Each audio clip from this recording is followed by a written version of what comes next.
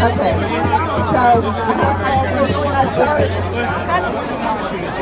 sorry. What we really wanted to do was end up with a fabulous rapper, but we're having really difficult sound. But what we do have for people is a video that's going to be playing over there, and it is one of the more appropriate speakers for today.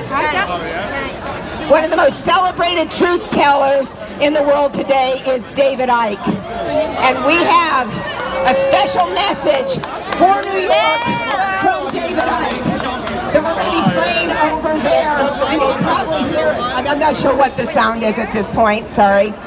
But I would just like to say that David Icke was widely ridiculed 20 years ago.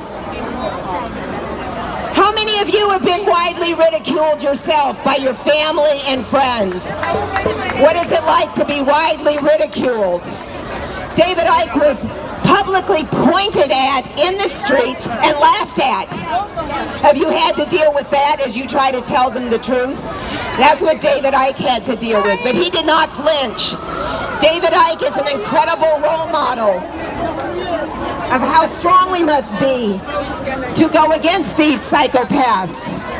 They think we're nutters and we're ignorant, and people's biggest fear is that they're going to look dumb. David Icke isn't any more different or special than each of you. I met him and had several interactions with him, and he's very real and down to earth. It's like talking to your next door neighbor or your high school principal. David Icke is what we call WYSIWYG. What you see is what you get. No artifice. Now, he could have been snowing me, but I don't think so. If you look over there, there is a screen where we're going to play David Icke, and you're going to be able to hear it. It's a small screen over there. But the important thing to remember is that Icke represents think for yourself. You all came here because you think for yourself.